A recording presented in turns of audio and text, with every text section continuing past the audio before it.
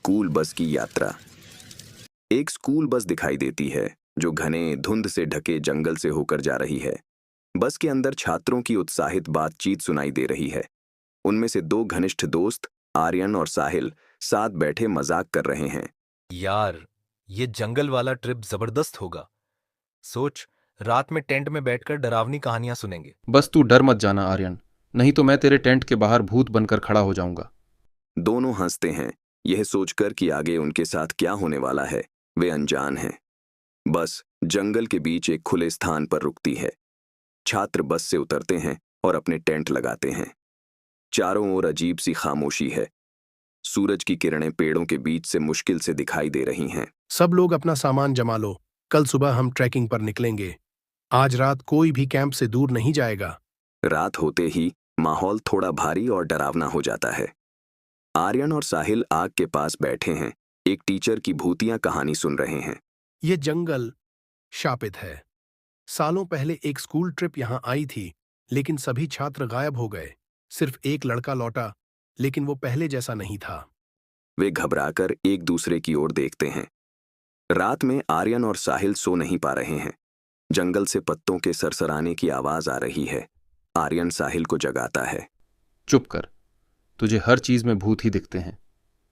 लेकिन पत्तों की आवाज अब बढ़ने लगती है, जैसे कोई चल रहा हो। मैं जाकर देखता हूं।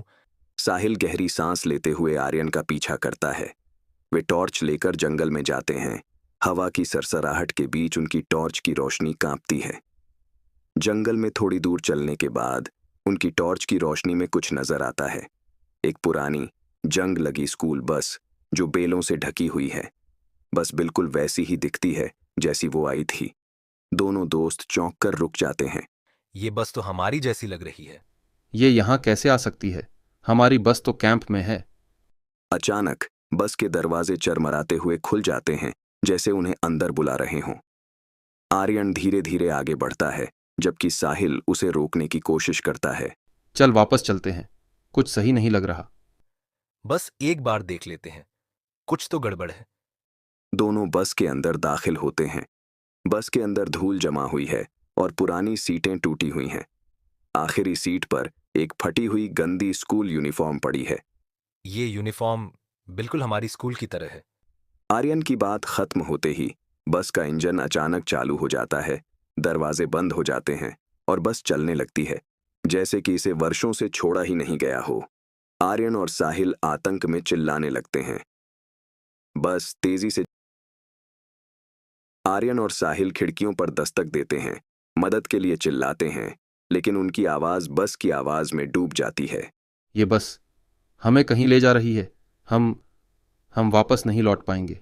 बस अचानक एक चट्टान के किनारे आकर रुक जाती है। वे घबराकर बस से बाहर निकलते हैं और खुद को एक पुरानी खंडहर जैसी स्कूल बिल्डिंग के सामने पाते हैं।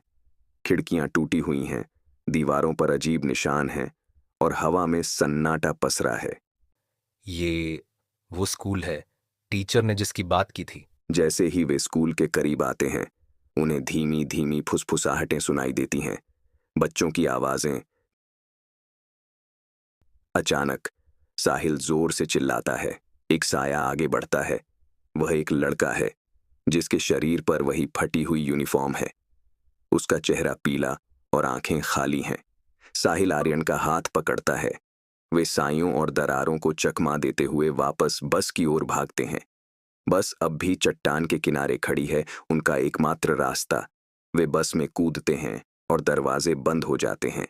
बस तेजी से पीछे की ओर चलने लगती है। अचानक सब कुछ रुक जाता है। वे खुद को फिर से कैंप में पाते हैं, टेंट के बाहर लेटे हुए। सूरज उग रहा है और चारों ओर शांति है।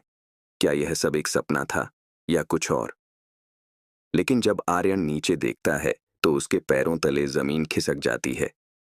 वही पुरानी फटी हुई स्कूल यूनिफॉर्म उनके बगल में पड़ी होती है। आर्यन, ये सब सच था।